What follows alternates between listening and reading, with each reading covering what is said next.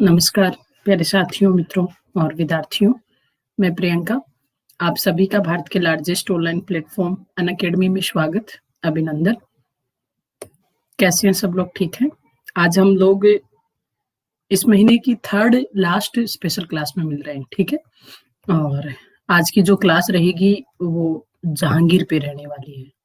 मुगल बादशाह जो जहांगीर है, जहांगीर की हम बातचीत करेंगे। स्पेशली जहांगीर में भी 2 ही मुद्दों को यहाँ उठाया गया है।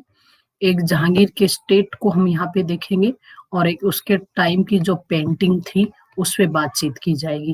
ये जहांगीर के काल का राज्य कैसा था और जहांगीर की पेंटिंग यानी चित्रकला कैसी रही, क्योंकि आप सबको पता है स्थापत्य का क्लासिकल युग जहाँ आप शाहजहां के काल को बोलते हैं, उसी प्रकार से पेंटिंग का जो गोल्डन एज था, गोल्डन ईरा था, वो जहांगीर के काल को माना जाता है, ठीक है? तो यहाँ जहांगीर के काल की हम पेंटिंग्स को देखेंगे, स्टेट पे छोटी-मोटी यहाँ पे हम बातचीत करने की कोशिश करेंगे। कल की जो आपकी 9वीं क्लास रहेगी, वो रहेगी छत्रपति शिवाजी महाराज पे, शिवाजी पे हम क्लास लेंगे और परसों की जो आपकी लास्ट क्लास रहेगी, वो रहेगी पेशवाओं पे, ठीक है?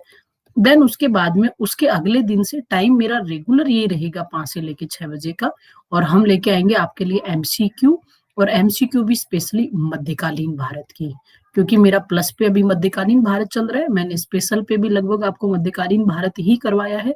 यूट्यूब पे भी मेरा मध्यकालीन भारत ही चल रहा है। तो जो आपके मल्टीपल चॉइस क्वेश्चन की जो सीरीज आएगी, वो भी मध्यकालीन भारत की आएगी। कोशिश की जाएगी कि मध्यकालीन भारत के इतने सारे अच्छे-अच्छे क्वेश्चन्स आपके सामने आ जाएँ कि कोई भी एग्ज़ाम दें आप, सिविल सर्विस की, चाहे अपने राजस्थान के अलावा अन्य किसी स्टेट पीसीएस की, यूपीएससी की, ग्रेड 5 सेकंड की, पटवार, एसआई, रीट की, आपके सबके वहाँ से हल हो जाए। ठीक है? तो चलिए जी, हम बात कर लेते हैं जहांगीर के काल की। प्यारे मित्रार्थियों, जो जहांगीर है, जहांगीर का जन्म 1605 में हुआ, ठीक है? और पूजा जी नमस्कार। अच्छा, कौन-कौन आ गए देख लेते हैं एक बार।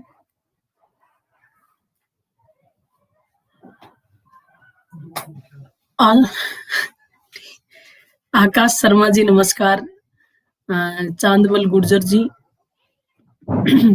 आर सांडलिया जी, प्रवेश जी, रमन जी, पापा की परी, भावना, मीरा देवी, देवेश, जोगरावल जी, विजय जी, शिमला जी, आशुतोष जी, प्रवीण जी, प्रकाश जी, पूजा जी, सब लोगों को भाई गुड आफ्टरनून। देखिए, जहांगीर का जो जन्म हुआ वो 1605 में हुआ और 1605 से लेके सॉरी, रियली सॉरी, जहांगीर का जन्म तो पहले हो जाता है, सॉरी, जहांगीर का जन्म तो 1569 में ही हो जाता है। वो गद्दी पे 1605 में बैठे, रियली सॉरी।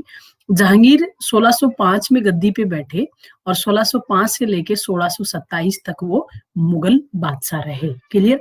अब देखते हैं जहांगीर के बारे में। जहांगीर का जो जन्म था प्यारे साथियों, वो हुआ 1569 के आसपास, 1569 में हुआ और बचपन के टाइम में इनका जो नाम था वो सलीम था। प्रारंभ में उसको किस नाम से जानते थे? छोटा जब बच्चा था तो उसको सलीम कहा जाता था। कहते हैं कि जो इनके पिता हैं और पिता इनके बड़े महान पिता रहे जिनका नाम है अकबर और इनकी जो माता थी वो आपकी जयपुर जो राजघराना है हमारा, जयपुर जो आमेर का कछुआ वंश की राजकुमारी थी और जिनको आप इतिहास में हरकाबाई के नाम से संबोधित करते हो। गलती से आप जोधाबाई भी बोलते हो, बल्कि इसका नाम हरकाबाई था। इसको हम इतिहास में बहारमली भी कहते हैं। इसको इतिहास में मरियम उज़्ज़मानी भी कहा जाता है। ये 3 नाम इस महिला के हैं। हरकाबाई इसका मूल नाम था। राजा बहारमल की बेटी थी इसलिए बहारमली बोलते हैं। मरियम उज़्ज़मानी कोई नाम नहीं होता। एक तरह से मरियम उज़्ज़मानी उस महिला को कहते हैं जिसकी संतान आगे चल के शासक बनती है, बादशाह बनती है। तो हरकाबाई का ही बेटा सलीम आगे चल के शासक बना, इसलिए उसको हमने क्या बोल दिया जी, उसको हमने मरियम उज़्ज़मानी नाम दिया, ठीक है? सोनू सैनी जी नमस्कार, ब्रिजवासी जी नमस्कार। तो आप देखिए कि कहते हैं कि अकबर के लंबे टाइम तक संतान सुख नहीं मिला उनको, उनके बच्चे नहीं हो रहे थे। तो अब हम आपको भी पता है कि हमारे भी अगर कोई बच्चे-वच्चे नहीं होते तो आजकल तो खैर मेडिकल इतना आगे हो गया है कि टेस्ट ट्यूब बेबी पता नहीं हज़ारों प्रकार के सिस्टम है कि हम मेडिकल हेल्प से, डॉक्टर की हेल्प से चाइल्ड करवा लेते हैं। लेकिन आज से कुछ समय पहले की हम बात करें, आज की भी करें तो पहली दफ़ा यही कोशिश की जाती है कि बिना दवाइयों के हो जाए तो ज़्यादा बढ़िया है। तो हमें ज्यादातर ऐसे संत महात्माओं के पास जाया करते हैं और कहते हैं कि कई महात्मा ऐसे होते हैं जो भभूति चटवा दें तो उसी से संतान हो जाया करती है ना। अब संत महात्मा अच्छी कैटेगरी की बात कर रही हूँ, आप जिन संत महात्माओं की बात कर रहे हो वो महानिकारिक और जो झूठे सौदे हैं उनकी बात यहाँ नहीं चल रही। तो पहले क्या किया करते थे, जो बड़े संत फकीर जो हुआ करते थे, पीर बाबा हुआ करते थे, उनकी मज़ारों पे, उनकी दरगाहों पे, और बड़े कोई अगर महंत हुआ करते थे, तो उनके पास जाके हम उनका आशीर्वाद लिया करते थे कि साहब कोई हमसे गलत बात हो गई हो तो आप हमको माफ़ कर दीजिए, कोई हमने गलत काम किया हो तो उसका प्रायश्चित का तरीका बता दीजिए और फिर हमारे संतान हो जाए। तो कहते हैं कि अकबर जो थे, वो एक व्यक्ति को बहुत मानते थे और वो कौन थे जी? शेख सलीम चिश्ती। शेख सलीम चिश्ती साहब को वो बहुत माना करते थे। और शेख सलीम चिश्ती की जो कुटिया थी साथियों, वो थी फतेहपुर सीकरी में। आपको ये भी पता है फतेहपुर सीकरी को अकबर ने ही बसाया था गुजरात विजय के उपलक्ष्य में 1572 में। तो शेख सलीम चिश्ती की कुटिया है फतेहपुर सीकरी में और बड़ा उनका आशीर्वाद अकबर के ऊपर रहा और अकबर सदैव उनको अपना आदर्श मानते थे, जाया करते थे, सजदा भी किया करते थे उनका। तो कहते हैं कि शेख सलीम चिश्ती ने एक बार उसको आशीर्वाद दिया, है ना। और आशीर्वाद वो बोलते दूधो दूधो, पता नहीं वो हमारे उधर तो बोलते हैं, मुझे याद नहीं, दूधो दुलो और पापू फलो ऐसे पता नहीं कुछ शब्द होते हैं, पूतो फलो, दूधो दुलो पूतो फलो, कि भगवान आपको लड़का नसीब करे। और कहते हैं शेख सलीम चिश्ती के आशीर्वाद से ही अकबर के संतान हुई घर में। उनकी कुटिया में ही जन्म हुआ था हालांकि इनका। और अकबर इतने खुश हुए उस बात से कि सलीम बाबा के नाम पे ही अपने बच्चे का नाम क्या रख दिया जी? उन्होंने सलीम रख दिया। खैर, यहाँ तक इतिहास में कोई दिक्कत नहीं है। आगे चल के हमने देखा कि जो सलीम थे, सलीम का मतलब जहांगीर की बात, आप सलीम कौन है जी? जहांगीर को ही आप सलीम समझिए। आगे चल के जहांगीर के, वैसे तो जहांगीर के विवाह कई सारे रहे, बड़े विवादित विवाह भी रहे, लेकिन मोटे मोटे उनकी विवाहों की बात करें तो जहांगीर के विवाहों में प्रथम जो विवाह, देखो ये इसलिए बता रही हूँ कि इनकी जो स्टेट पॉलिसी थी उसमें उनके वैवाहिक संबंध बहुत महत्वपूर्ण रहेंगे, इसलिए आपको बताना पड़ रहा है कि भाई मैम आपने तो क्लास में सीधा स्टेट एंड पेंटिंग लिखा और बाद में आप ये क्यों बता रहे हो। इसलिए बताना जरूरी है, कविता गोस्वामी जी नमस्कार, क्योंकि स्टेट पॉलिसी को जो मैरिज रिलेशनशिप होते हैं वो बहुत प्रभावित करते हैं साथियों, और यहाँ भी करेंगे। देखिए राजपूत पॉलिसी को प्रभावित करेंगे उसकी। उनका जो प्रथम विवाह हुआ वो लगभग 1585 के आसपास हुआ, और विवाह भी कहाँ हो गया जी उनका? आमेर राजघराने में ही हो गया। आमेर राजघराने में जो उनकी माताजी है यानी हरका बाई, उसी की भतीजी के साथ, ठीक है, या मैं ये कहूँ भगवंत दास जी जो हैं, भगवंत दास जी की पुत्री है जिसका नाम क्या है जी? मानबाई, उसके साथ हो गया। अब देखो थोड़ा सा आपको इसलिए समझ में नहीं आ रहा, मैं एक चीज लेती हूँ, ये है आपका आमेर राजघराना, आमेर घराना। अब आपको सब चीजें क्लियर हो जाएंगी। यहाँ है कछवा वंश, ठीक है, अनु सिंगल जी नमस्कार। इसके राजा है भारमल। भारमल के बच्चों में बेटा है जिसका नाम है भगवंत दास, और बेटी है जिसका नाम है हरका बाई, या उसी को हम बोलते हैं भारमली। यहां तक क्लियर? भारमली का जो विवाह हुआ वो हुआ अकबर के साथ, ठीक है। भारमली और अकबर का विवाह हुआ, इस विवाह के फलस्वरूप उनको पुत्र प्राप्त हुआ जिसका नाम है जहांगीर, ठीक है। इधर भगवंत दास के एक बेटी हुई जिसका नाम है, दो बच्चे हैं इनके भगवंत दास जी के, एक बेटी है जिसका नाम है मानबाई और एक बेटा है जिसका नाम है मान सिंह। क्लियर? आगे चल के इस मानबाई का जो विवाह हुआ वो किसके साथ हो गया जी? जहांगीर के साथ। मानबाई का विवाह किसके साथ हो गया जी? जहांगीर के साथ। तो बड़ा विवाद उठ रहा है कि बाप भी उसी घराने में ब्याया जा रहा है, हालांकि चल सकता है, कोई दिक्कत नहीं है, एक घर में बुआ भतीजी हो सकती है, कोई विशेष बात नहीं होती है, बहुत जगह होती है, अपने आज भी देखने को मिलती है। अब देखिए स्थिति क्या है, बचपन में जो ये मानबाई है, तो मानबाई की बुआ का छोरा है जहांगीर, तो इनका बचपन तो साथ बीता है दोनों का। और जहांगीर आमेर आया करता था, साथ मिलके खेला करते थे लुकम छुपा, और बड़ी उसकी बढ़िया वाली बाहिली थी, मतलब अच्छी वाली मित्र थी उसकी मानबाई।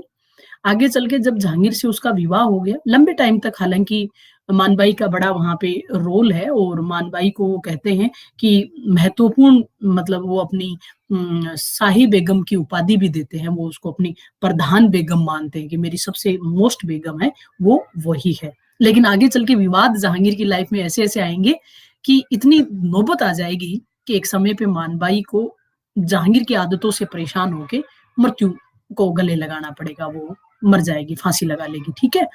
उसके बाद में मानसिंह का भी संबंध थोड़े दिन के लिए खराब हो जाएगा। जहांगीर के साथ भी खराब रहेगा, अकबर के टाइम में भी थोड़ा-सा खराब रहा, ये अलग स्थिति है जो हम देखेंगे।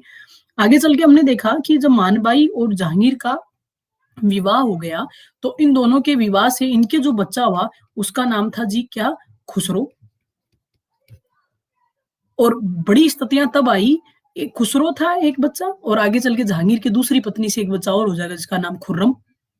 खुसरो बड़ा है, राजा वही बनना चाहिए, मरियम उज़मानी भी इसी को होना चाहिए, लेकिन आपको पता है खुसरो, जब खुसरो की माँ मर जाती है, देखो बाप से नफ़रत तो करेगा ना, तो बाप से बड़ा नफ़रत करता है, विद्रोह कर देता है, जहांगीर के द्वारा इसको अंधा करवा दिया जाता है और बाद में जो खुर्रम उसका भाई है, जिसको आपने आगे चल के शाहजहाँ बोला, वो बेचारे को मरवा देता है। तो मानबाई का तो पूरा जीवन ही एक तरह से खत्म हो गया, ना मानबाई बची, ना मानबाई का बेटा बचा, कुछ भी नहीं मिला इस परिवार को इधर से, ना सब कुछ खत्म हुआ यहाँ पे। प्रकाश चौधरी जी नमस्कार। तो देखिए यहाँ स्थिति क्या आई कि प्रथम विवाह इनका आमेर भगवनदास की पुत्री मानबाई से हो गया, ठीक है?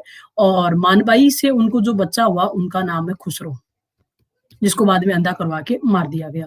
जहांगीर का जो अगला विवाह हुआ, वो हुआ बाद में आपके मारवाड़ के साथ। मारवाड़ जो राजघराना हमारा, और मारवाड़ के राजा थे मोटा राजा उदय सिंह जी। और मारवाड़ के मोटा राजा उदय सिंह जी की बेटी थी जिनका नाम था इतिहास में जोधाबाई, और इसको हम क्या भी बोल देते हैं जी? जगत गोसाई। जोधाबाई बोल दीजिए या जगत गोसाई बोल दीजिए। उसके साथ जहांगीर का विवाह हो गया और जहांगीर और जोधाबाई से जो बच्चा हुआ उसको इतिहास में आप क्या बोलते हो जी? खुर्रम। ये खुर्रम वही व्यक्ति है जो आगे चल के शाहजहां के नाम से जाना गया। ये भाई हैं दोनों, खुसरो और खुर्रम। पिता एक है, माता दोनों की अलग है। दोनों की ही माताएं हालांकि राजपूत महिलाएं हैं, हिंदू हैं, राजस्थान की महिलाएं हैं। तो मरियम उज़मानी जहाँ बनना चाहिए था मानबाई को, बनी कौन आगे चल के? जोधाबाई। इतिहास कितना विचित्र है ना साथियों।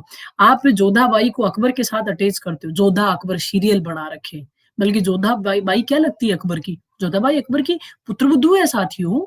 जोधाबाई क्या है? अकबर की पुत्रवधू है, लेकिन उसके बावजूद इतनी लव स्टोरी बना रखी है। सास बहू का चक्कर चलाते हुए शर्म नहीं आ रही? क्यों किया गलत ऐसा?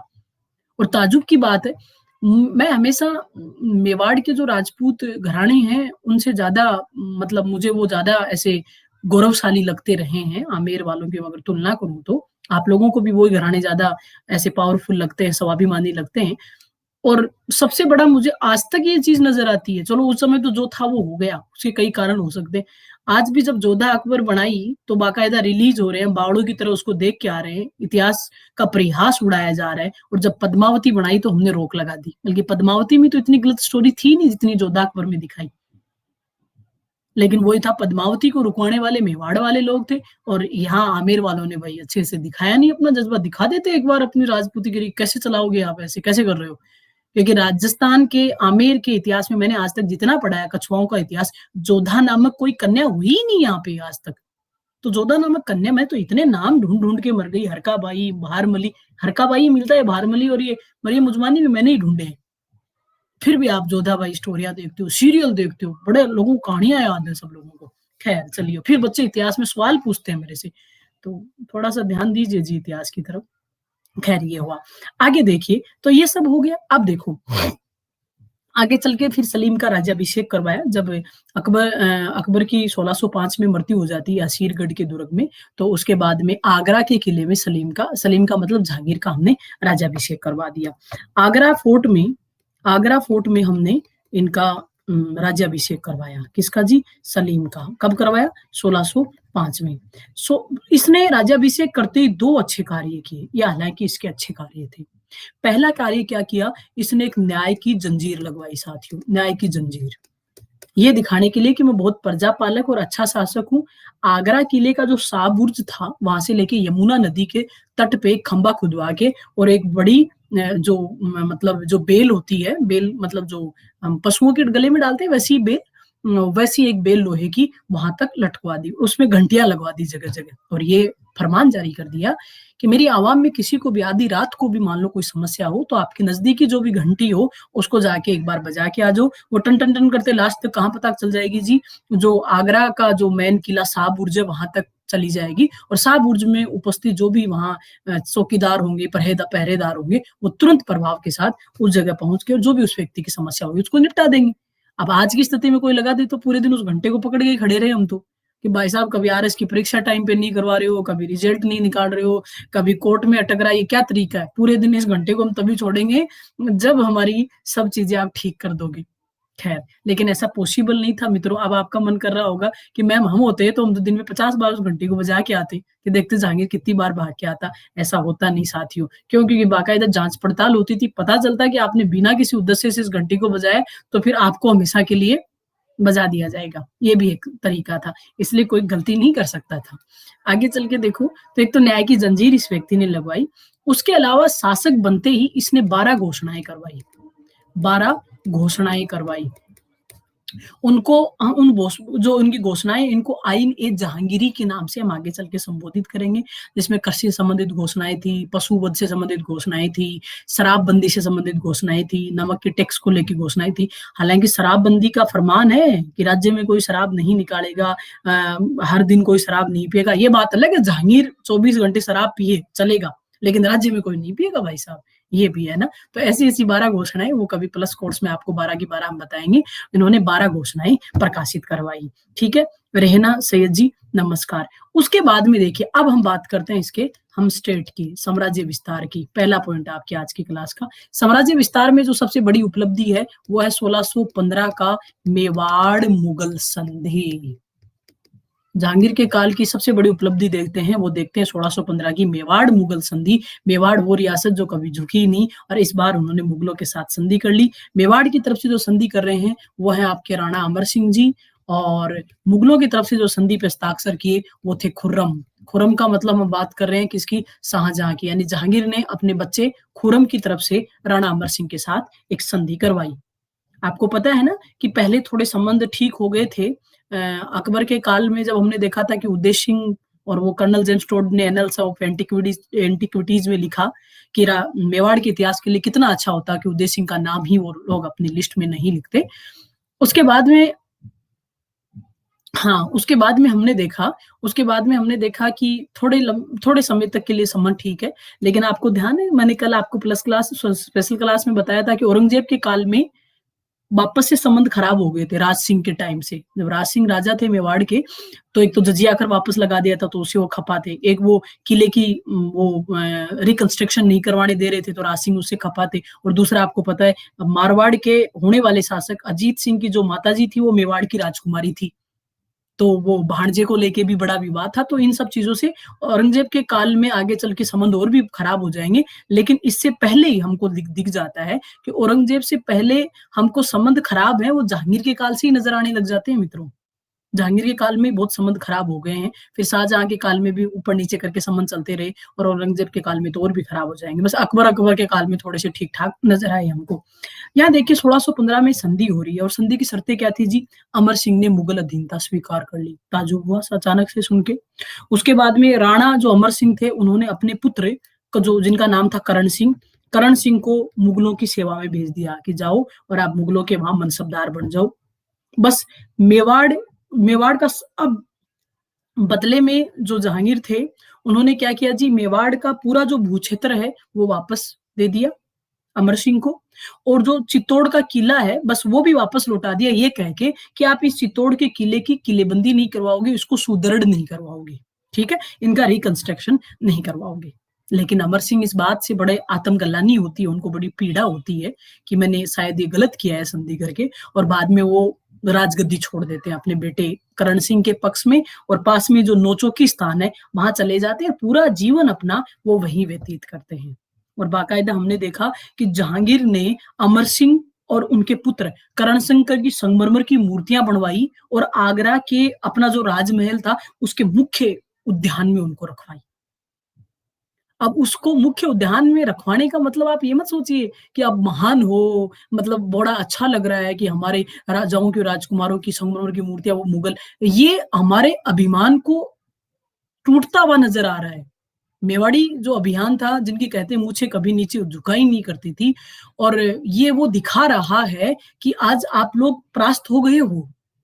आज आप लोग हमारे सामने झुके हो, देखो हमने संगमरमर के तौर पे आपको कठपुतली के रूप में लाके हमारे उद्यान में रखवा दिया। तो ये हमारे एक फेस पे बड़ा तमाचा है उस टाइम, और ये जहांगीर की एक, मतलब ये मान के चलो कि सफलतम राजनीति हमको यहाँ दिखाई दे रही है। तो मेवाड़ के साथ उसने बड़े अच्छे तरीके से संबंधों को मजबूती से ठीक करने की कोशिश की। उसके बाद में अगला हम देखेंगे, मेवाड़ के बाद में उसके सामने चैलेंज है दक्षिण भारत का। और दक्षिण भारत में क्या है जी, दक्षिण भारत में अहमदनगर है।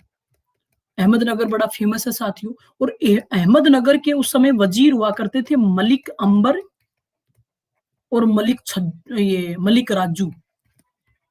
ये दोनों इतने फेमस सेनापति थे कि मुगलों के सेनापतियों को सामने, मुगल सेनापति थर-थर हिलते थे इन दोनों के सामने। एक-एक आदमी 20-20 सैनिकों के बराबर है, मलिक अंबर और मलिक राजू। और इंटेलिजेंट भी है, बहुत बड़े कूटनीति के भी हैं।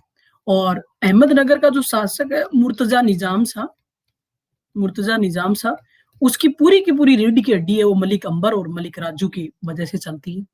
अब यहाँ पे ये क्या दक्षिण के लिए अभियान चलाना था, तो जहांगीर ने क्या किया, 1617 के आसपास अपना जो बेटा खुर्रम, यानी हम शाहजहां की बात कर रहे हैं, उसको अहमदनगर भेजा कि बेटा तू अहमदनगर जा, और खुद मांडू पहुंच गया।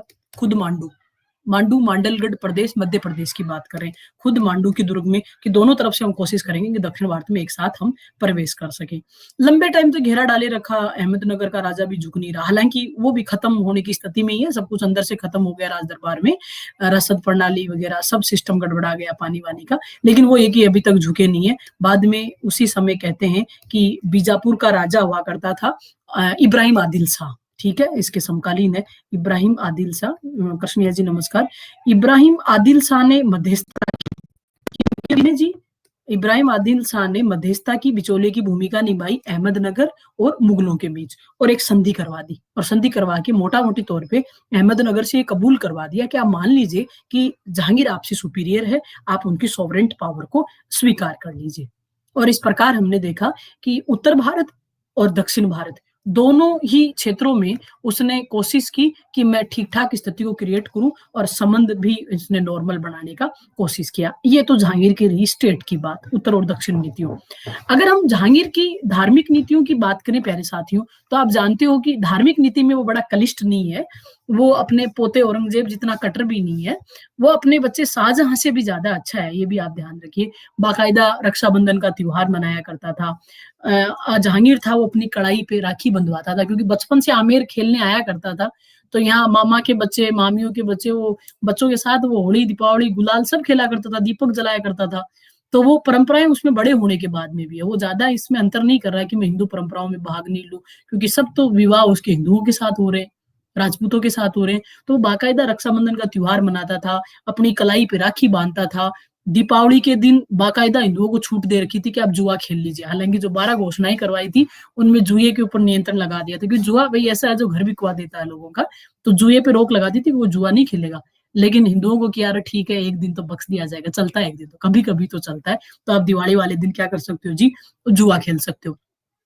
आगे चल के कहते हैं कि जहांगीर ने इतना अच्छे तरीके से संबंध क्रिएट करने की कोशिश की अपनी स्टेट पॉलिसी में, कि कई बार हिंदू शिकायत करते थे। जब मान लीजिए कोई विवाद हो गया हिंदू मुसलमान के बीच में, तो जो सदर उल सुदूर और जो काजी उल कुजात हुआ करते थे, वो तो इस्लाम धर्म के थे। भाई चाहे प्रधान सदर की बात करो, प्रधान सदर का मतलब प्रधान धार्मिक व्याख्याकार, और काजी उल कुजात, बकरी को नहीं बोलते, काजी उल कुजात न्यायाधीश को बोला करते थे, वो भी इस्लामिक व्यक्ति होता था।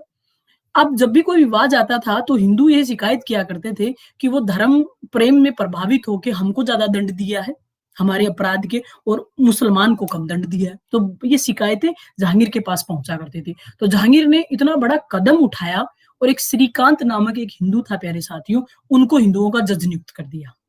क्या आप आपस में सर फोड़ोगे, एक चोरी करोगे, एक लूटोगे, एक डकैती डालोगे, तो आपको किसी इस्लाम के पास जाने की जरूरत नहीं है। श्रीचंद हिंदू है, एकदम बढ़िया हिंदू था, ये आपके निर्णय सुनेगा। तो अब हिंदू बड़े खुश हैं इस बात से, यानी गैर इस्लामिक लोग हैं वो बड़े खुश है। क्यों? क्योंकि अब वो उनके ऊपर किसी प्रकार का वो आक्षेप नहीं लगा सकते कि आप धर्म मोह में, जाति प्रेम में प्रभावित होकर डिसीजन दे रहे हो। अब हिंदू के खिलाफ मुकदमे हिंदू सुन रहा है, तो ये जहांगीर की एक बड़ी बात हमको नजर आ रही है। खैर, उसके बाद में खैर यहाँ तक जहांगीर का बहुत अच्छा चला, कोई तकलीफ नहीं है। जहांगीर की स्टेट पॉलिसी एंड जो जितना भी उनका सिस्टम था, वो 2 कारणों से गड़बड़ा गया। 2 कारणों से इसलिए गड़बड़ाया, एक तो उन्होंने मुगल काल की सर्वाधिक महत्वाकांक्षी महिला थी जिसका नाम है नूरजहां, उससे निकाह कर लिया। और नूरजहां से निकाह करने का मतलब ये था कि अब धीरे-धीरे जहांगीर तो गायब हो रहा है और पर्दे पे कौन दिख रही है जी? नूरजहां दिख रही है। और नूरजहां ने आगे चल के आपको पता है कि बड़ा एक जुंटा तैयार किया। जुंटा का मतलब अपना संगठन तैयार किया, गठबंधन तैयार किया और बहुत महत्वाकांक्षी चरित्र की महिला है वो। वो चाहती है प्रशासन में मुझे ही सब कुछ स्थान मिले, मैं ही सुपीरियर रहूँ। तो उसने जहांगीर को खुद बैठ-बैठ के ऐसे मतलब कोशिश की कि हमेशा प्रशासन से दूर ही रहे और शराब का इतना आदी बना दिया, अफ़ीम का इतना आदी बना दिया कि फिर वो अपना सुबह-शाम सब कुछ भूल गए एक टाइम पे। फिर उसको कोई मतलब नहीं है, सब कुछ कर कौन रही है जी? नूरजहां और जहांगीर है, वो बहुत ज़्यादा शराब पीने लग जाते हैं। बहुत ज और इसी वजह से मानबाई बड़े दुखी होती है। मानबाई बहुत समझाती है कि तू क्या कर रहा है बावड़ा? तू बचपन में मेरे साथ खेला है, तू मेरा सबसे अच्छा मित्र भी है, आज मेरा शौहर भी है, मैं तेरी शाही बेगम हूँ, तू क्या कर रहा है? मैं मरियम उज़मानी भी बनूँगी एक टाइम पे, तू गलत बात है, ये सब मत कर, इतनी मत कर। लेकिन वो अब नहीं, वो दूसरी दुनिया में चला गया, अलग ही शबाब का नशा है, तो वो नहीं मानता और इस बात के बाद में कहते हैं कि जहांगीर की सब पॉलिसीज़ धीरे-धीरे गड़बड़ा गई मित्रों। उन्होंने नूरजहाँ से विवाह कर लिया। नूरजहाँ आपको पता है जो मतलब एक तरह से हम देखते हैं कि उसको हम इतिहास में मेहरुनिसा के नाम से भी जानते हैं। उसका दूसरा नाम हमको मेहरुनिसा मिलता है और वो अली कुली खां थे जिनको शेर अफ़गान कहा जाता है, उनकी विधवा थी ये। और कई लोग ये भी कहते हैं कि जहांगीर को इनसे प्रेम था। जहांगीर ने अली कुली को मरवाया था, वो तो पता नहीं इतिहास गवाह है मरवाया था कि नहीं मरवाया था।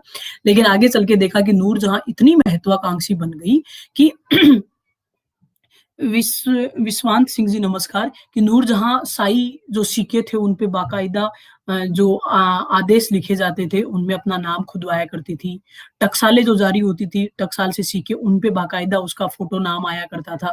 झरोका दर्शन वो खुद ही दे दिया करती थी। तो ये सब देख के और धीरे-धीरे जहांगीर बैक होते चले गए और रहती-पहती कसर थी वो अनारकली ने पूरी कर दी। रहती-पहती कसर किसने पूरी कर दी जी? सलीम अनारकली, यानी सलीम की प्रेयसी है अनारकली और दिक्कत तब हो गई कि 1615 में अनारकली की मृत्यु हो गई। अब कई लोग कहते हैं अकबर ने उसको मरवा दिया क्योंकि पूरा राज दरबार खत्म होने की कगार पे था। कई कह रहे हैं उसको गुप्त रास्तों से मध्य एशिया भिजवा दिया और कई कहते हैं उसको जिंदा दीवार में चिनवा दिया गया। जो भी रहा होगा वो तो इतिहास का पूरा फिक्स नहीं है, विवादित है। लेकिन 1615 में जब अनारकली की मृत्यु हो गई और फिर लाहौर में उनकी कब्र बनवाई, तो कहते हैं कि जहांगीर फूट-फूट के रोने लग जाता है और वो एक ही बात कहता है और वो बात क्या थी? यदि मैं अपनी प्रेयसी का चेहरा, प्रेयसी मतलब जिसे मैं मोहब्बत करता हूँ, यदि मैं मेरी प्रेयसी का चेहरा एक बार और देख पाता, तो मैं कयामत के दिन तक खुदा का शुक्रगुज़ार रहता। कयामत का दिन कौन-सा होता है जी? हम ऐसे कई बार कोई बहुत ऐसे मतलब सुंदर बन गया तो बोलते हैं आज तो यार तू कयामत ढा रहा है, ऐसे शब्द आता है ना कयामत ढा रहा है तू। कयामत का मतलब होता है वह अंतिम दिन जिस दिन ये सृष्टि खत्म हो जाएगी, उसको कहते हैं कयामत। कि कुछ नहीं बचेगा उसके बाद में, हम सब किसमें मिल जाएँगे? ईश्वर में, वो कयामत का दिन होता है। तो यहाँ पे आपके जो जहांगीर है वो कह रहे हैं, मैं अगर मेरी प्रेयसी का चेहरा एक बार और देख लूँ, अगर एक बार मुझे और दिख जाए अनारकली, तो मैं कयामत के दिन तक यानी अंतिम दिन, जिस दिन मैं समाप्त हो जाऊँगा, इस धरती से चला जाऊँगा, मैं उस दिन तक खुदा का शुक्रगुज़ार रहूँगा। लेकिन ये तो पॉसिबल नहीं था, अनारकली तो रही नहीं थी। ख़ैर, उसके बाद में जहांगीर की पॉलिसीज़ में बड़ा अंतर आया।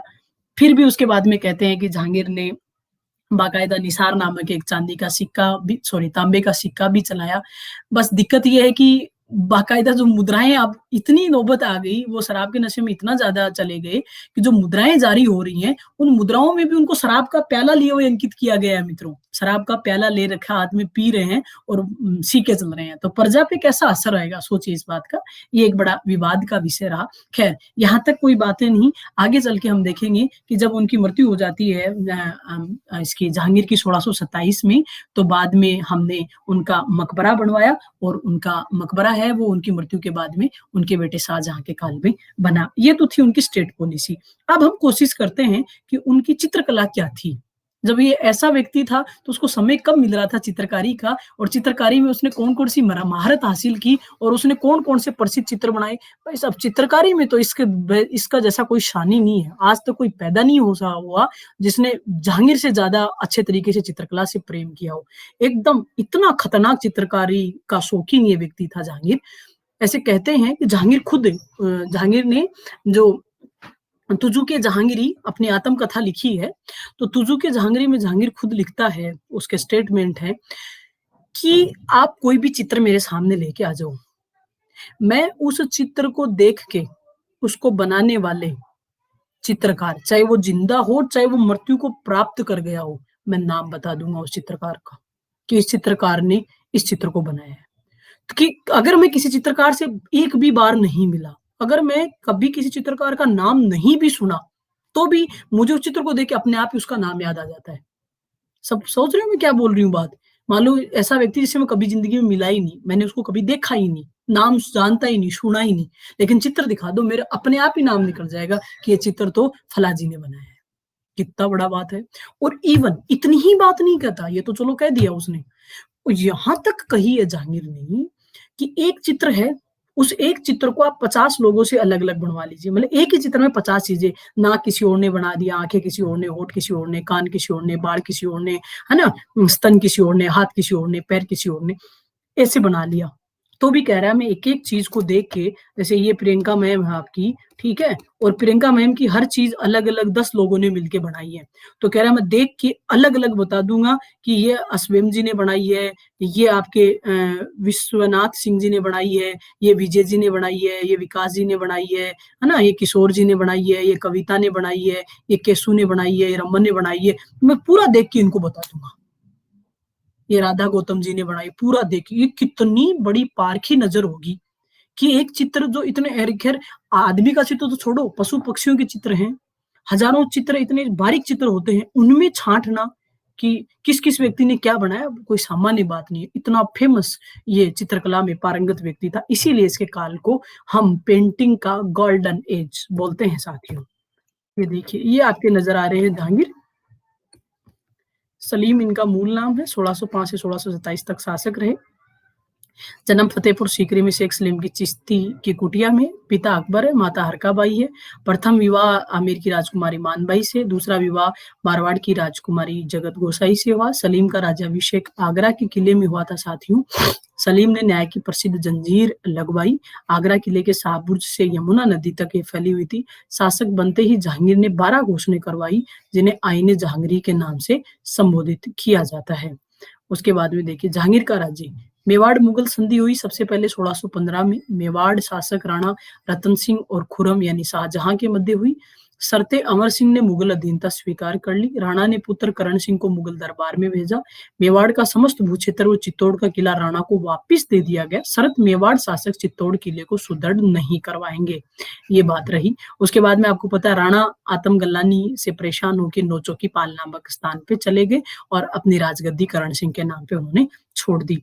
दक्षिण भारत के अभियानों में सबसे पहले 1617 की बात है, जहांगीर ने खुर्रम यानी शाहजहां को अहमदनगर भेजा। अहमदनगर का शासक उस समय मुर्तजा निजाम सा था और अहमदनगर के 2 योग्य जो वजीर थे वो मलिक अंबर और मलिक राजू हुआ करते थे। बड़े लंबे टाइम तक संघर्ष चला। बाद में आगे चल के बीजापुर के शासक इब्राहिम आदिल शाह की मध्यस्थता से अहमदनगर और मुगलों के मध्य संधि हो गई। प्यारे साथियों, इब्राहिम आदिल शाह वह व्यक्ति है जिसे आगे चल के जहांगीर ने फरजंद की उपाधि प्रदान की। फरजंद का मतलब था इसको अपना पुत्र कह के पुकारा। आपको ये भी पता होगा कि अकबर ने भी मानसिंह को फरजंद की उपाधि दी है ना? अकबर ने भी मानसिंह को क्या दिया था जी? फरजंद यानी पुत्र, कि ये मेरे पुत्र जैसा ही है, मेरा पुत्र ही है, फरजंद की उपाधि दी थी। फिर अकबर के बेटे जहांगीर ने इस इब्राहिम आदिल शाह को फरजंद अर्थात पुत्र की उपाधि से सम्मानित किया। अहमदनगर ने मुगल अधीनता एक समय पे स्वीकार कर ली। हाँ जी, अब हम बात करते हैं थोड़ा-सा इसकी चित्रकला की। प्यारे साथियों, चित्रकला की अगर इसकी बात करें, तो आपको पहली बात याद रखनी है कि इसका काल है, वो क्या है जी? मुगल चित्रकला का चरमोत्कर्ष का काल है। चरमोत्कर्ष का काल था। चरमोत्कर्ष का काल का मतलब ये हो गया कि इसका काल था, वो चित्रकला का स्वर्ण काल था। क्लासिकल एज था, गोल्डन एरा था, स्वर्ण काल था। ठीक है, कहते हैं कि जो हेरात क्षेत्र है, हेरात का मतलब हम एरिया की बात कर रहे हैं, एरिया हेरात, सब जानते हो ना। एरिया का नाम आया है पहले, सेलुकस निकेटर 305 ईसा पूर्व में जब भारत पे आक्रमण करने आए तो चंद्रगुप्त मौर्य ने उसको हरा के जो क्षेत्र जीते थे उसमें एक का नाम था एरिया हरात, फिर अराकोश या फिर जेड्रोश या फिर प्रोपनिसडाई। मतलब बात कर रहे हैं हम काबुल, कंधार इनकी, है ना। काबुल है, कंधार है, अटक है, लाहौर है। तो जो हेरात क्षेत्र था अफगानिस्तान वाला, हेरात जिसको हम एरिया बोलते हैं, यहाँ का एक अपने समय का बहुत प्रसिद्ध चित्रकार हुआ प्यारे साथियों, जिसका नाम था आका रिजा। इस आका रिजा को बाकायदा जहांगीर ने अपने दरबार में इनवाइट किया और अपने दरबार में इनवाइट करके इसके नेतृत्व में आगरा में एक चित्रणशाला की स्थापना करवाई गई। चित्रणशाला, ये पहली बात तो ये है। बाकायदा जैसे स्कूल कॉलेज चलती है उसी प्रकार से कहते हैं कि इस आगरा की चित्रणशाला में विद्यार्थी पढ़ा करते थे। बाकायदा चित्रकला में कौन कौन से रंग और कौन से छाया चित्रों को हम यूज कर सकते हैं, कैसा प्रकाश उनमें डालना चाहिए, रंगों की विविधता क्या क्या होनी चाहिए, इन सब पे पढ़ाई करवाई जाती थी। और बाकायदा बच्चे हैं वो स्नातक हुआ करते थे और उसके बाद में चित्रकारी से वो अपना रोजगार आगे कमाया करते थे। तो बाकायदा आकारिजा नामक एक हेरात के प्रसिद्ध चित्रकार के नेतृत्व में जहांगीर ने आगरा में एक चित्रणशाला का निर्माण करवाया। प्यारे साथियों, जहांगीर के काल में बहुत सारे प्रसिद्ध चित्रकार थे, जिनमें अगर कुछ चित्रकारों की मैं बात करूं तो एक बहुत फेमस चित्रकार है जिनका नाम है फारूक बेग। उनका दरबारी है ये फारूक बेग, उन्हीं के काल का है। उसके बाद में एक उनका चित्रकार था जिनका नाम है बिशन दास, ये आपके बहुत बार आ रहे इसमें पूछा जाएगा। उसके बाद में एक उनके काल में चित्रकार हुआ उस्ताद मंसूर। किसके काल में की बात कर रही हूं मैं? जहांगीर के काल की। उसके बाद में एक चित्रकार है जिसका नाम है अबुल हसन, फिर एक चित्रकार है जिसका नाम है मनोहर, और एक चित्रकार और है जिसका नाम है दौलत। ये जहांगीर के काल के फेमस चित्रकार, एक एक को रट्टे मार लेना अच्छे से। जहांगीर के काल के प्रसिद्ध चित्रकारों की बात करें तो फारूक बैग है, बिसंदास है, उस्ताद मंसूर है, अबुल हसन है, मनोहर है और दौलत है। एक बात और बताऊं, एक चीज और सुन लीजिए यहाँ पे, जो ये उस्ताद मंसूर है इसके लिए सुनिएगा, ये पक्षी और पशु विशेषज्ञ था, पशु पक्षी विशेषज्ञ था। यानी उसने जो भी चित्र बनाए वो किनके बनाए जी? पक्षियों के और पशुओं के चित्र बनाए। ठीक है, पक्षी, पशु और पुष्प, ऐसे मान लीजिए। और थोड़ा डिटेल से लिखूं तो पक्षी, पशु एवं पुष्प विशेषज्ञ था, ज्यादातर फूल पत्तियों के, पशु पक्षियों के, है ना, उड़ते हुए उड़ते हुए बाज हैं, चील हैं, है ना, आपकी कोए हैं, कोयल हैं, इस प्रकार के इसके चित्र हैं। और कहते हैं कि इतना सुंदर चित्र बनाया करता था ये पशु पक्षियों का और पुष्पों का कि देखने वाला देखते ही रह जाए। उस पे इतना असर होता था, जैसे आपने चित्र देखा तो आप पे वो इतना असर छोड़ेगा उस चित्र का कि आप जिंदगी भर के लिए उसके फॉलोअर बन जाओगे। और इसीलिए जहांगीर ने इसे नादिर उल असर की उपाधि प्रदान की, इसको उपाधि दी नादिर उल असर। ये इसी बार के आरएस का सवाल है मित्रों, इसी बार के आरएस में सवाल पूछा गया था कि नादिर उल असर की उपाधि किसे प्रदान की गई थी। तो जहांगीर ने अपने काल के पशु पक्षी और पुष्प विशेषज्ञ उस्ताद मंसूर की चित्रकारी से प्रभावित होकर उनका नादिर उल असर की उपाधि प्रदान की। उसके बाद में प्यारे साथियों, दूसरा जो फेमस चित्रकार है वो है अबुल हसन। और जो ये अबुल हसन था ये व्यक्ति चित्र विशेषज्ञ था। व्यक्ति चित्र विशेषज्ञ, व्यक्ति चित्र विशेषज्ञ का मतलब समझ गए आप कि आदमकद चित्र बनाया करता था व्यक्तियों के, आपको सामने बैठा के आपका ऐसी कैसी पोर्ट्रेट बना देगा, डिट्टो। आज भी बनाते हैं, जाते हैं कई बार, देखते हैं ना, जैसे एक व्यक्ति सामने ऐसे पेन लेके बैठता है और वो स्केच कर लेता है आपको पूरा। बहुत सारे लोग ऐसे चित्रकार होते हैं। तो वैसे ही ये व्यक्तियों के चित्र बनाया करता था और व्यक्ति चित्र में इसको महारत असल थी और इसकी चित्रकारी से भी वो बहुत ज्यादा प्रभावित थे और इसको भी एक उपाधि दी गई और उसका नाम था नादिर उल जमा।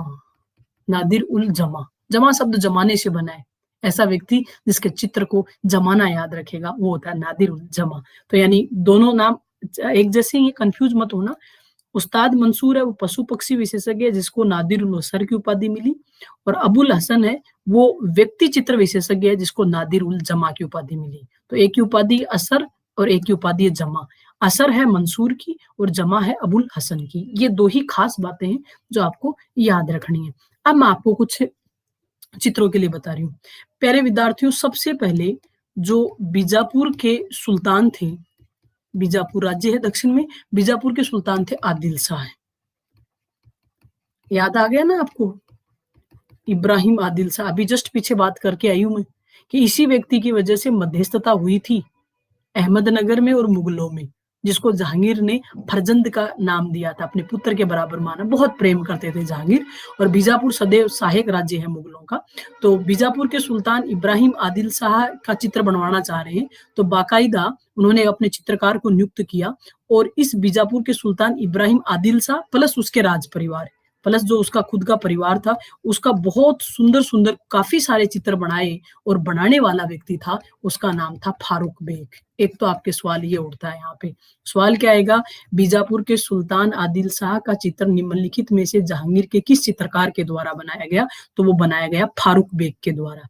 एक बात तो आपको याद रखनी है।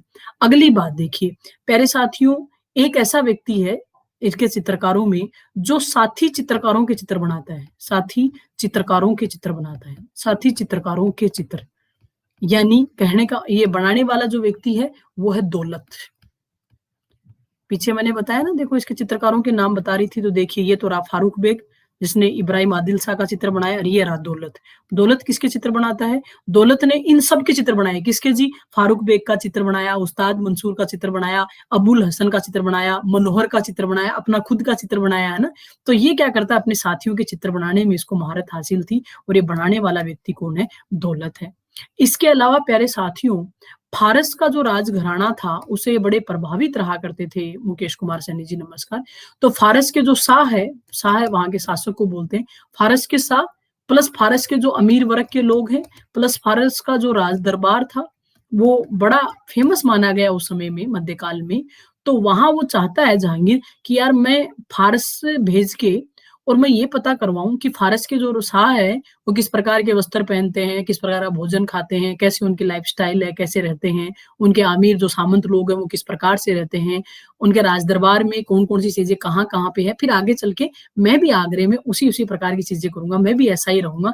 तो फारस के शाह से प्रभावित होकर फारस के शाह के, वहां के अमीर वर्ग के, वहां के राज दरबार के चित्र बनवाने के लिए अपने एक व्यक्ति को भेजता है, और जिसका नाम है, चित्रकार का नाम है बिशनदास। सवाल पूछेगा कि जहांगीर के किस चित्रकार ने फारस के शाह, अमीर वर्ग और राज दरबार के चित्र बनाए? तो वो बनाने वाला व्यक्ति है, उसका नाम क्या है जी? बिशनदास है। देखिए इसमें आ रहा है क्या आगे, ये देखिए जहांगीर की चित्रकला। जहांगीर का काल मुगल चित्रकला का चरमोत्कर्ष का काल था। जहांगीर के काल को हम स्वर्ण युग बोलते हैं। जहांगीर ने हेरात के प्रसिद्ध चित्रकार दिनेश जी, नमस्कार, आकारिजा के नेतृत्व में आगरा में एक चित्रणशाला की स्थापना करवाई।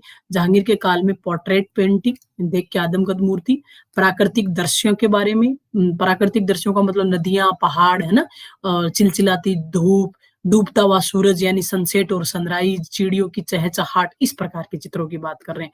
पशु पक्षी और व्यक्तियों के जीवन से संबंधित चित्र बनाने की परंपरा शुरू की गई।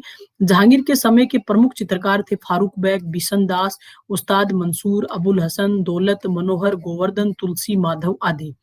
प्रमुख चित्रकारों में नाम आता है फारूक बेग का और बिशनदास का। ये तो है उस्ताद मंसूर, अभी हम बात कर रहे थे ना, उस्ताद मंसूर। इसको किसमें किसमें दक्षता हासिल थी उस्ताद मंसूर को? पशु पक्षी और पुष्प विशेषज्ञ है ये, पशु पक्षी पुष्प। और इसको उपाधि दी थी किसकी जी? नादिर उल असर की।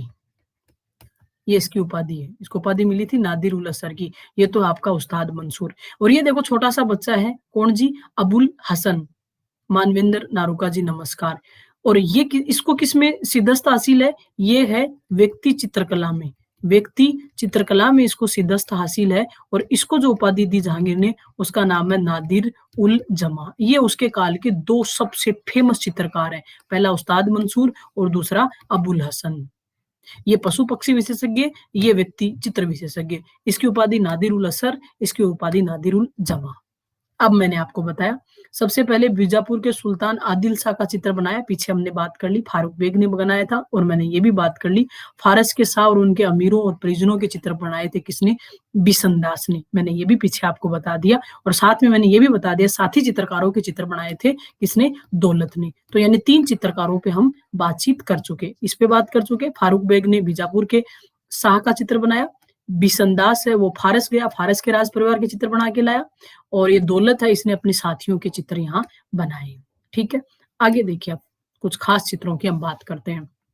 अब हम उठाते हैं उस्ताद मंसूर को, जो कि पशु पक्षी और पुष्प विशेषज्ञ है, जिसके पास नादिर उल असर की उपाधि है। योगेश सुमन जी नमस्कार। उस्ताद मंसूर के 2 चित्र बहुत फेमस रहे, अपने आज भी हैं। आज भी आप विभिन्न लाइब्रेरीज में उनके चित्र की प्रतिलिपियां और उनके जो खुद के मेन चित्र हैं उनकी पांडुलिपि के रूप में उनको हम देख सकते हैं। उस्ताद मंसूर ने जो सबसे सुंदर चित्र बनाया वो था, प्यारे साथियों, साइबेरिया का एक बिरला सारस। साइबेरिया का एक बिरला सारस। आपको पता है साइबेरियन करेन आज भी अपने भरतपुर की केवलादेव राष्ट्रीय पक्षी जो घना पक्षी विहार है उसमें भी आते हैं। आजकल तो कहते हैं 1-2 साल से आने बंद हो गए, ये इतना ज्यादा पानी में फ्लोराइड ऐसे बेचारे यहाँ सूखा पड़ने लग गया। पहले साइबेरियन करेन यहाँ अपना प्रजनन करने आया करता था और यहीं आके बच्चों को जन्म देके बड़ा करके लेके जाता था। ठीक है, तो साइबेरिया का एक बिरला सारस, मैंने बताया ना ये पीछे बात की थी, पशु पक्षी और पुष्प विशेषज्ञ है, तो देखिए बिरला सारस तो मतलब किसका चित्र है जी, ये पक्षी का चित्र है, उस्ताद मंसूर के द्वारा बनाया गया। और इसके साथ ही इसने बनाया बंगाल का एक अनोखा पुष्प, बंगाल का एक अनोखा पुष्प, बहुत सुंदर पुष्प, ऐसा होता ही नहीं, मतलब ऐसा कुछ नहीं है कि वो गुलाब का फूल है, कमल का फूल है, सूरजमुखी का फूल है, बस पता नहीं किसका है, बस है, फूल है, बहुत सुंदर फूल है, और बनाया किसने है जी, आपके उस्ताद मंसूर ने बनाया। देखिए जी, साइबेरिया के बिरले सारस का चित्र उस्ताद मंसूर ने, ये रहा आपका साइबेरिया के बिरले सारस का चित्र। ठीक है, ये किसने बनाया है जी, उस्ताद मंसूर ने बनाया है।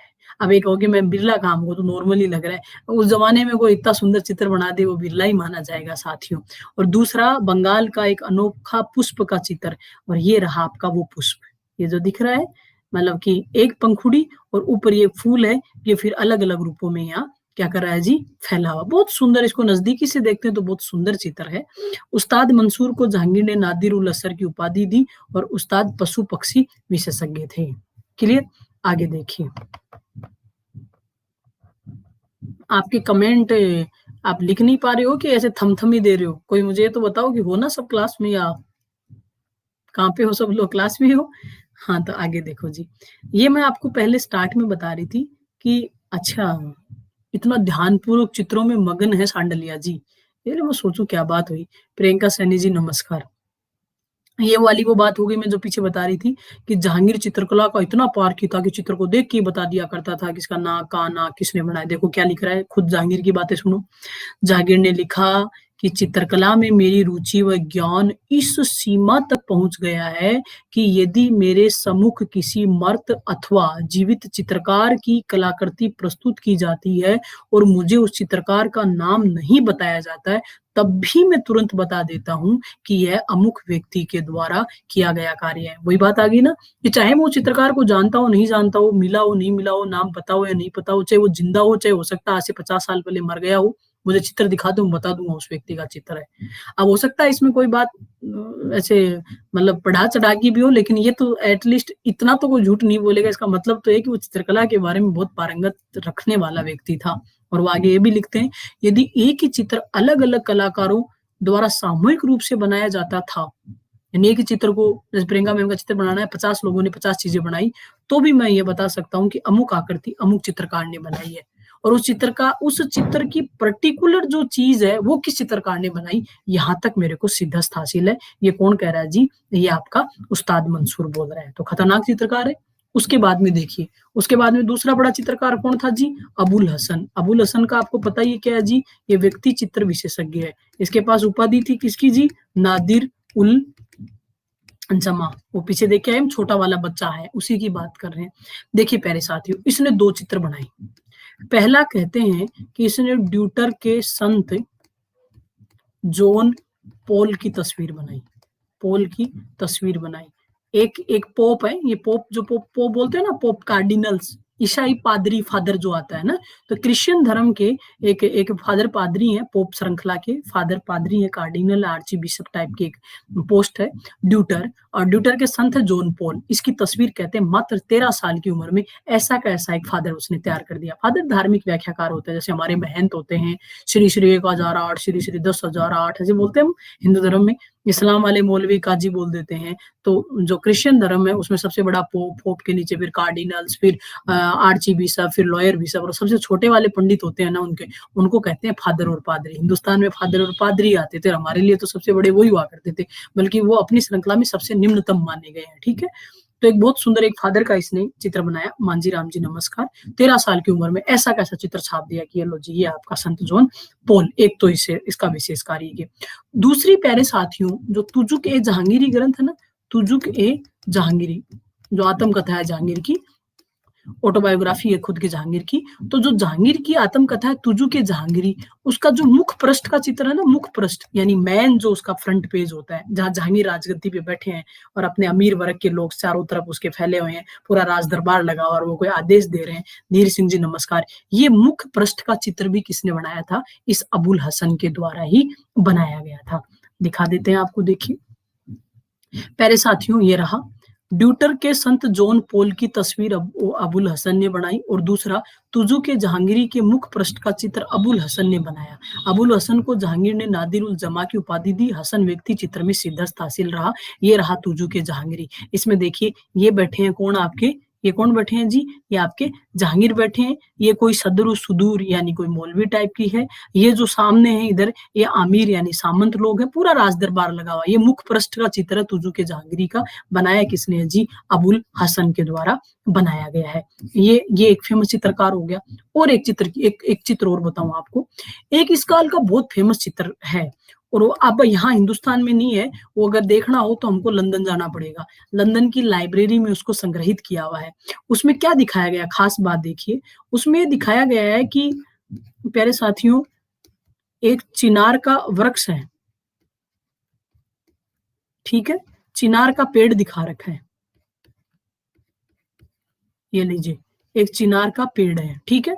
और उस चिनार के पेड़ पे कहते हैं, उस चिनार के पेड़ पे हमने देखा कि असंख्य, एक चिनार का वृक्ष है, चिनार वृक्ष, और चिनार वृक्ष पे असंख्य गिलहरियां, गिलहरी जानते हो, गिलहरी, अरे किलकटारी बोलते हैं गांव में, गिलहरी यानी किलकटारी, असंख्य गिलहरियां हैं। खैर ये कोई बात नहीं है, एक चिनार के पेड़ पे असंख्य गिलहरी चढ़ सकती है, क्या बात है, कुछ चिनार के पेड़ में इतनी कोई खास बात होगी? तो चढ़ गई 50, 60, 100 गिलहरी। जितनी भी गिलहरियां इस पेड़ पे हैं, सब अलग अलग मुद्राओं में है, अलग अलग मुद्राओं में। ये सोचो कितना बारीक चित्र होगा मुद्राओं में। यानी मान लीजिए एक चिनार का वृक्ष आपके सामने है, ओम प्रकाश यादव जी नमस्कार, जिसमें मान लीजिए 1000 चिनहरी है, गिलहरी है, और वो एक भी गिलहरी ऐसी नहीं है जो सेम पोज में है। जैसे कोई गिलहरी देखिए, ये मान लीजिए ये गिलहरी है, ये लटक रही है ऐसे, एक गिलहरी है वो ऐसे चढ़ रही है, एक गिलहरी है वो यहाँ सो रही है, एक गिलहरी है वो यहाँ बैठी है ना। तो यानी आप पाओगे कि हर गिलहरी जो बनाई गई उसकी मुद्रा क्या है जी? भिन्न भिन्न है। उसकी मुद्रा कैसी है जी? भिन्न भिन्न प्रकार की मुद्राओं में वो गिलहरियां आपको नजर आती है। बहुत कलिष्ठ, बहुत ज्यादा डीप और बहुत ही ज्यादा पारखी चित्रकार के द्वारा ही बनाया जाना संभव होता है। खैर देखने से ही पता चल रहा है पशु पक्षी विशेषज्ञ चित्र है ये, ठीक है। तो पशु पक्षी विशेषज्ञ कौन था जी? हमने इससे पहले पढ़ा था, कौन जी? इसकी बात कर रहे थे हम, उस्ताद मंसूर, उस्ताद मंसूर। और कहते हैं कि साथ में अबुल हसन। ये मैंने अलग से इसलिए दिया कि इस चित्र को संयुक्त चित्र माना जाता है। इस चित्र को संयुक्त चित्र माना जाता है कि ये पेड़ वेड़ ये तो, और जो है गिलहरी वल्लहरी, वो तो सब बनाई उस्ताद मंसूर ने। और गिलहरियों की मुद्राएं कितनी प्रकार की होनी चाहिए, वो एक मानव के फेस पे हजारों प्रकार के एक्सप्रेशन होते हैं, तो उसके एक्सप्रेशन किस किस प्रकार के होने चाहिए, वो उसमें किसने भरे? अबुल हसन ने। उनमें रंग किसने भरे? अबुल हसन ने। तो दोनों का एक संयुक्त चित्र माना जाता है। कौन सा जी? गिलहरियों वाला। देखिए जी, लंदन की लाइब्रेरी से प्राप्त चित्र एक चिनार के पेड़ पर असंख्य गिलहरियों का असंख्य मुद्राओं में चित्रण, संयुक्त चित्र है ये मंसूर का और अबुल हसन का। ये देखिए, ये जो आपको दिख रहा है, आप सोचिए कितना बारीक चित्र है। ये देखो बना भी रहे हैं, और ये देखिए ये पेड़ है, ये देखो गिलहरी, एक गिलहरी देखो ये चढ़ रही है, एक गिलहरी देखो ये बैठी है ना? और भी कोई सी दिख रही है क्या? अब एक देखो ये रही, एक देखो गिलहरी ये रही। ध्यानपूर्वक आप गूगल पे सर्च मारोगे तो ये एक चिनार का वृक्ष है, बंगाल से मिला, आजकल लंदन की लाइब्रेरी में है। इसमें असंख्य गिलहरियां हैं और असंख्य मुद्राओं में है। ये दोनों का संयुक्त चित्र है। सभी चित्रकारों, साथी चित्रकारों के चित्र दौलत ने बनाए।